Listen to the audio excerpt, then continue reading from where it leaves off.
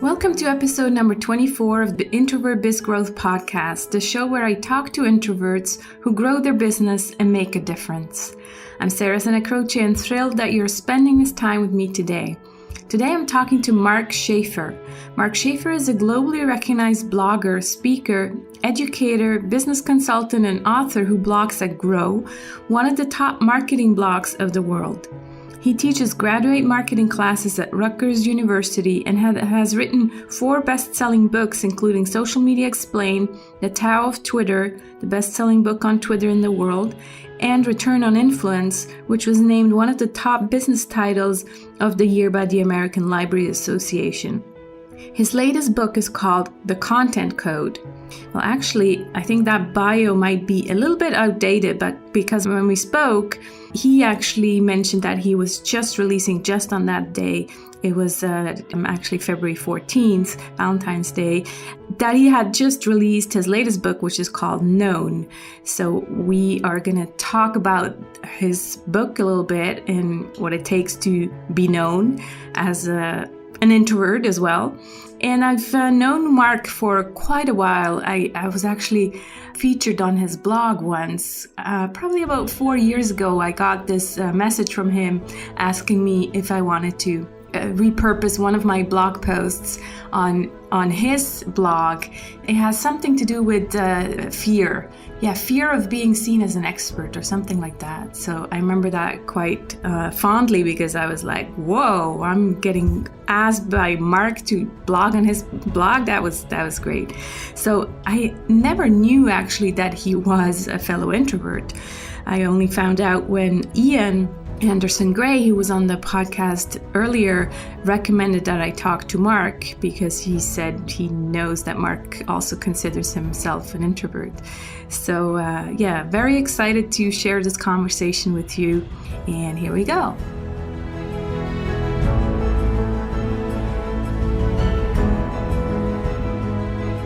Hi, Mark. How are you today? I couldn't be better. Thanks for having me. Oh, thank you so much for taking the time. It's an honor on Valentine's Day. I'm sure it's actually morning for you, so you're still have your whole day to prepare something for later.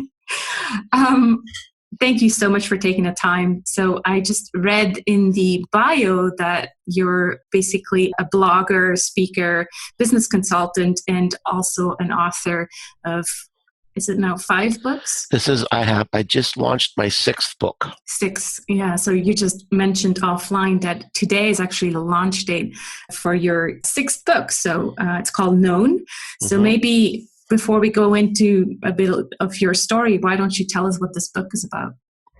Well, the book is about really a journey that I went on. I made an observation about 10 years ago that the way that we used to build up our reputation in the world and our influence in the world by things like having a position on an organizational chart or having a title or a big house or a big fancy car or awards on your walls, it doesn't matter anymore. That mattered maybe when I was in a big company, but once I left and tried to establish my reputation online, none of that stuff mattered anymore. Nobody cared what my title was. Nobody knew what kind of car I drove. And what I discovered was the only thing that mattered was to be known. Am I known or am I not? And over the years, I've seen this become an increasingly important aspect of our lives and our culture. And I like coaching and helping my friends and my clients. And I kept finding that I was giving the same answer over and over again to different needs that they had. I want to write a book someday. I want to create an online course. I want to attract more customers. I want to earn a place to speak at a university someday or a job at a university. And I said, well, these days to achieve that, you really need to become known.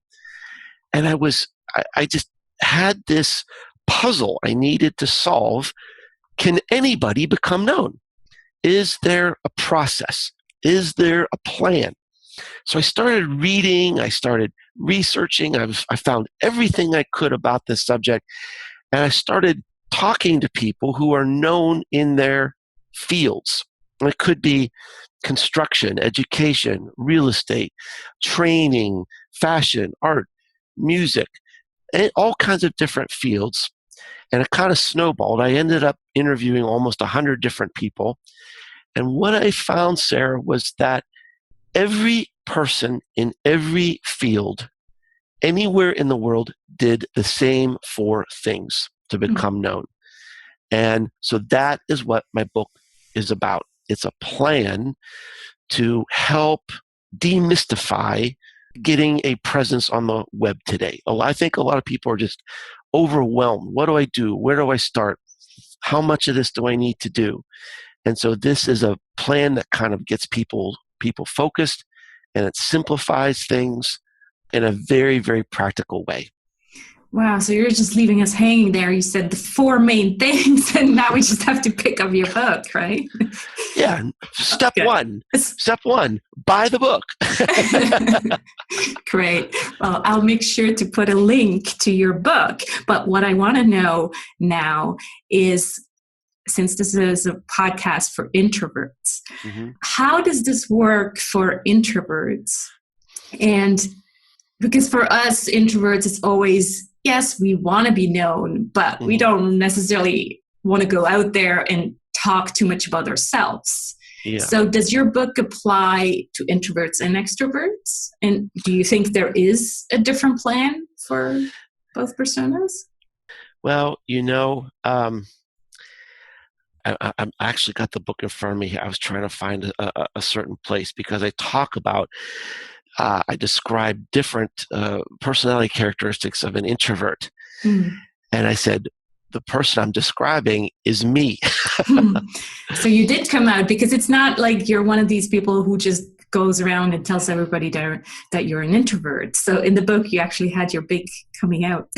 Yeah. Well, okay. I mean, it's interesting. I've had this fantasy for a long time to run some kind of a test to see if there's a correlation between success on the web and personality type.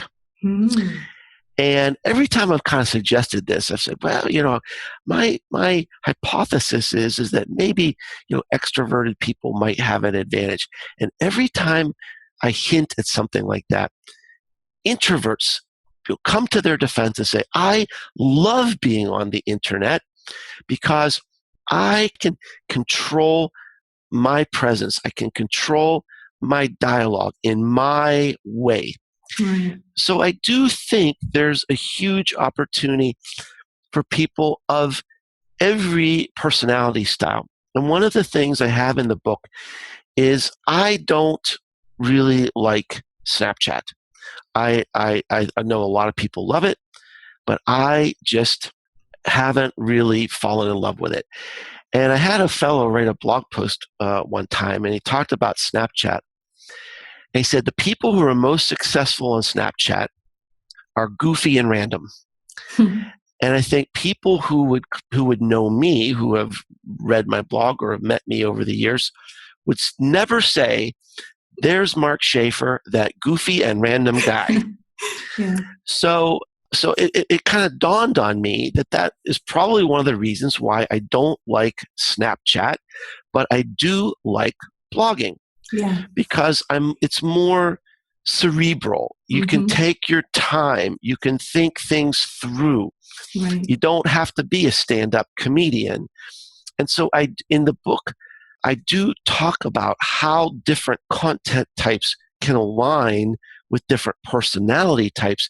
And I truly believe that there's a place for everyone on the web, no matter what your personality is. Yeah, it's a very good analysis. I've made my own analysis with LinkedIn because my main business is helping people get clients on LinkedIn. And now LinkedIn is kind of seen as the most boring, most sterile platform of them all. to an introvert, that's great because I don't have to talk all Yeah. day long about what I did for vacation and what I ate for breakfast and all of that. It's just, I'm straight to the point and it's all about business. And so it's interesting that you make that same analysis with Snapchat. It's true. I mean, you have to be very funny and spontaneous, and most introverts are probably not. So very interesting. Yeah. All right, let's talk about you a bit and kind of like something maybe that my introverted audience can relate to. So tell us a little bit about your story. Well, I worked for many, many years in marketing for a big Fortune 100 company. And I had this pattern where I kind of reinvent myself every 5 to 6 years. I just kind of start swinging in some new direction. And it got to a point where my last job in the corporate world, I was a global director for e-business, and I had the job for 4 years and then 5 years. And as I was going into the sixth year, I really needed to do something else and looked at all the different opportunities, and I had some personal things going on where I really didn't want to move. So I decided to start my own business. And this was at a time where social media was just really starting to take off and go mainstream as a business tool. This would have been around 2008. And so I immersed myself in it because I knew to be a consultant, to be a teacher, to be able to help people and create strategies, I needed to really do this. I couldn't just talk about it. I needed to do it. So I started to blog. I was a journalism major in college, and I so kind of naturally migrated to blogging. And the blog took off. Like anything, it takes time for something like that to happen, but I was patient. And I think the thing that resonated with people is because I did have almost 3 decades of business experience. So I could look from this experience point of view at what was going on and what was emerging with social media and content marketing, and offer this very practical perspective. And that really resonated with people. The blog took off. That led to opportunities to write books, and eventually got into a speaking career. And because of my personality, I was terrified. I was absolutely terrified and paralyzed. And I can remember I started taking just small little things in my community to kind of get experience, try to figure it out. And I can remember my first big speaking gig was in a big city in America, very important marketing conference, and somehow they invited me to be one of their speakers, and I was just pacing back and forth before I was starting to go on. And what I finally settled on was I realized for me to establish a brand, for me to become known, it was important for me to have an impact and be seen in front of people at conferences like this, and that this was my job. And I couldn't be afraid anymore because I was going to work. It was time to go to work. This is my job. Pick up your lunch pail, put on your coat and go to work. That's what this is today. This is what you need to do. This is your choice.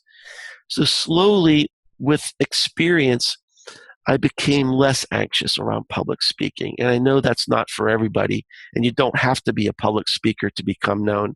But now it's something that I actually enjoy. I don't enjoy the crowds, but I do enjoy the opportunity to have a big impact in a small amount of time. And that's what speaking can help you do. Okay. How do you manage your energy? Because as we know, for introverts, usually big crowds kind of takes our energy, right? It doesn't give us energy, it takes our energy. So how do you handle, you said you don't like the crowds, but so does that mean after a speaking engagement, you just kind of try to discreetly leave the stage and disappear? Or how do you handle the after speaking event? Well, 2 things. something that's really helped me with my speaking is before I was a speaker, I was a teacher. Mm. And I would teach in front of a classroom and kind of develop this friendly conversational style. And speaking in front of, I think my first classes had maybe 7 or 8 people in them. Now I teach graduate classes that might have 30 people in them. But, whenever you're starting out, when you think about it, teaching to a class like that is like learning how to be a public speaker in front of 7 people instead of 700 people. Right. And I kind of developed this friendly conversational style. And this amazing thing came over me. Last year, I gave the closing keynote address at Social Media Marketing World. It's one of the biggest marketing conferences in the world. There were 3,000 people in the audience. Oh my God. It was like an aircraft hangar filled with people. Oh God, I wouldn't have slept a week before that. But I was very well prepared. And when I got up on the stage, it felt like a classroom. The whole big audience just shrunk down, and I focused on 6 or 7 people in the audience, almost like they were my students. And it was really a lot of fun. I was able to kind of have that same loose, friendly, joking kind of style, even in front of 3,000 people. And it was one of the best speeches I've ever given, I think. And a lot of people really complimented me on that talk. And I think honing my skills on the small stage of a classroom really, really helped me. And then, of course, after something like that, yes, you get swarmed by a lot of people, and that's kind of, uncomfortable for me. But the way I look at this is that I never, ever take a person's time for granted. And if they read my blog or listen to my podcast or they come to see me at a talk, I will always acknowledge that. I will always appreciate that.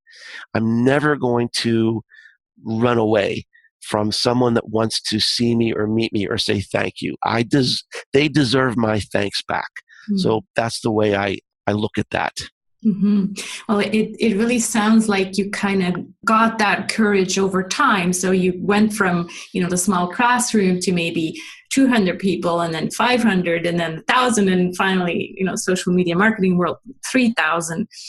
Because in my last podcast, I talked about this saying that saying, you should step out of your comfort zone. And I actually said, well, introverts are usually not very comfortable outside of their comfort zone. And so another colleague of mine, Beth Bulow, kind of called it expanding on our capacity zone. And that sounds exactly what you've been doing. Because, would you agree that that's kind of an extrovert statement to kind of throw ourselves out of our comfort zone? It just doesn't feel good to an introvert. I don't know if it feels good to anybody. That's true. Really. Yeah. And I think that maybe your comfort zone, maybe that's something that's relative. But I think as human beings, we tend to gravitate to something that's familiar. We want to achieve some sort of homeostasis in our lives, some stability. And, I think research kind of bears that out across all kinds of different personality types. I think for me, one of the things I've had to learn is I'm a very private person, and I don't like, I don't spill my guts on my blog or on my Facebook page. And I've had to experiment and push myself to reveal a little bit about myself. And every time I reveal a little bit about myself, I get rewarded for that. People say, oh, I can relate to that, or I just went through the same thing, or whatever. And I thought, whenever I reveal something about myself, it helps connect with people. And so I just, I try a little more and try a little more. And I'm still not a person that, spills my guts about every time I have a sniffy nose or something, but But I do think it's important to have a profound and meaningful presence on the web today. We have to be original. And to be original, you have to have the courage to add your own story, because you have no competition. There only is one of you. And so stepping out a little bit and putting an opinion out there, or talking about a feeling or an experience, or telling a personal story, those are all ways to make that connection and make your brand more powerful and meaningful. Yeah, I think that's very important. What you're saying is that you shouldn't feel like you have to copy, the funny guy who's on Snapchat, because that probably wouldn't go over well anyways, because first of all, you're not in your comfort zone. You're probably not in you wouldn't do your best work, because people would notice, oh, he's just trying to be someone else. So it's really important to find yourself and just be yourself, and be that all over the web. So kind of be aligned. Yeah. Let's switch gears a little bit and talk. I call them the introverted superpowers. So what do you think is your biggest strength as an introverted entrepreneur? It would be introspection, I think. I think that one of the things that distinguishes me is that I can see how trends fit together, and I can see where we need to be and what's coming next. And that only comes from slowing things down and thinking and dwelling on a subject and having quiet time to learn and reflect. So I think there's a lot of people who are gaining attention today just because they're everywhere, they're nonstop, they're on every channel 24 hours a day. And that's not me. But when you hear something from me, it's going to make an impact. It's going to be something that's well thought out. When I write a blog post, I guarantee my audience it will always be something relevant, something interesting, hopefully maybe even a little entertaining. And that takes time. So I think really kind of slowing things down and being introspective and having the courage to put myself in the story a little bit, that's what helps me stand out. Okay. Can I challenge you on the introspection? Because that could also be one of the biggest challenges as an introvert, because we tend to kind of, always go inside, and maybe not where you are anymore, but definitely for a beginning entrepreneur, there can be too much introspection and keep thinking, well, should I do this or should I not? Or what, Right. Could you see that also as a challenge? Absolutely. And I think it's a huge challenge to become paralyzed. And one of the things that I think will give people a lot of hope that I write about in my new book is I sort of peel the curtain back on some individuals on the web who are very well known, very successful, and that we really admire. A lot of people may admire and look up to these people. And in the book, they reveal that, this was hard for me. I had to struggle with depression to keep on going. And this is how I did it. I had to struggle through feeling like an imposter. They call this imposter syndrome, where you start to get some traction and you look around and you think, why am I here? Why do I deserve to be here? Even some of the best known people that we admire, they all went through something like this. And over time, you learn. Over time, you hone your craft. You become better. You become more confident. It's going to be easier for you 6 months from now than it is today. But it won't be easier 6 months from now than it is today if you don't start. You have to start. You have to take the first step. one of my favorite stories in the book is about a woman who had an amazing career in the PR world of fashion in Paris. Mm-hmm. This is a woman who was like living in the bright lights. And she decided to give up everything and work with children in poverty and devote her life to rescuing women and children who had been enslaved by ISIS. Now, you might think, how would anybody have the courage to start something like that, to take a step like that? And she tells a story about how when she was 8 years old, she worked beside Mother Teresa in the slums of Calcutta. Mm. And she came from a wealthy family, and now she's in this slum, and there just must have been a look of shock on her face. And Mother Teresa looked at her and said, "Child, I can tell you just seem so overwhelmed right now. You see this ocean of need around you, and you don't know how to start. Maybe you feel like a little raindrop, but you can do one small kindness. You can take one step. You can create joy for one person or care for one person. Just take one step and begin, because even this ocean is not complete without your raindrop." And that's how she always kept that in her mind. And that is what gave her the courage to just take one step. It doesn't have to be perfect. It doesn't even have to be right, but just start. And that's so important.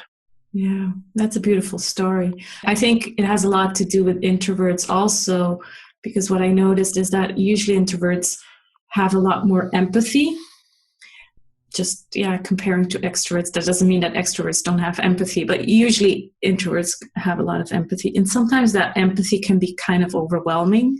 So that seems to be what's happening with that lady as well. We have so much empathy. We want to just, heal the whole world, but we can't. So we just have to start with that little drop. And that's important to remember, I think. Great. What about your personal challenge? So we talked about introspection might be a challenge for other introverts. What's your personal challenge today that you think that's related to your introversion? Well, I've been around a while now. And I'm probably my hardest critic, my harshest critic. And so I think that I am on a path of continuous improvement. I think I'm on a path of being self-aware and trying to notice my own internal reactions in certain situations. The thing that, it's a challenge for me. I'll probably never get over it. I don't know. I really hate like schmoozing and having business dinners. I would just much rather be by myself. Okay. And I have to push myself to what I try to do is whenever I visit a new city, I try to find someone to say hello to or someone to have dinner with or something like that, even though I would really prefer to be alone. And I haven't conquered that. I haven't not really preferred to be alone, but I am pushing myself to try to be more social, look for more reasons to connect, to engage, to celebrate. I like that approach, because basically it's you having those dinners with one or two people or maybe a small group, but it's not that you kind of expect of yourself to go to these networking events, which would probably be a nightmare for you, right? So you are pushing yourself to be more social, but you choose how. So I think that's a good point. The social media came at exactly the right time for me because when I was starting my business, I was going to these networking meetings and I hated it. I hated every minute of it. And I went to I'll tell you, the last meeting I went to, it was some group. It was the initials of the group were TNT. I can't remember. It was probably Tennessee Networking something with a T. TNT, like dynamite. Yeah. So every time people would stand up and they would say something good that happened in their business. And every time they finished, everybody would yell, boom, like TNT. God. And I didn't know this was coming. Oh, no. And it just scared the crap out of me because all of a sudden everybody just yells, boom. And I just, at that moment, I thought, that's it. I'm out of here. I cannot get me out of here. I cannot do these cold chicken plates one more day. Yeah. I am gone. Yeah. And what I found is that social media, Twitter, LinkedIn, it's networking on steroids. Right. It's absolutely the best way for me to network in my way on my terms. So I probably wouldn't be successful in business without the internet. Yeah. Yeah. And then, like you said, you still take it offline, but it's again on your terms. You say, I'm going to be in this town, meet me for dinner. And then it's just, with a few people. So I'm totally with you. I hate those networking events. All right. Well, we're almost coming to the end of the half hour. So I always end the conversations with a mindful ending. So I want to know, well, I'm kind of guessing, but I want to know what you're grateful for this week, today, or this month.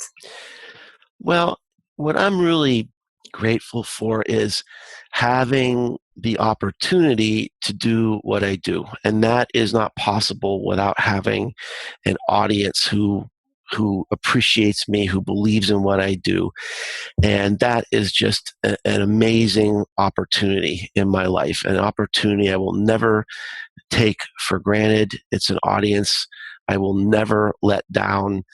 And what a wonderful world we live in. What an amazing time we live in history where someone like me can have a global audience that can, I can write a book that people love. And by the way, I self-published this book. And, today you don't have to wait to be picked by an editor or a publishing house or a newspaper. You can pick yourself. You can move forward and achieve your dreams and not wait for somebody to pick you. Yeah, that's, I didn't know that. So yeah, I think a lot of what you're telling us is create success on your own terms as an introvert, or an extrovert, or however you are, but create success on your own terms. And what I get from you and always have is also this belief that you can make a difference, whether it be with your marketing content or the story you just told us about Mother Teresa and this little girl. In the end, it's still about making a difference. And that's what my podcast is about as well. So, great. Thank you so much for your time, Mark. It's been a pleasure and honor. Congrats on the book launch. I'll definitely make sure to link to that. So thank you for being here with us today. Thank you. It was a lot of fun.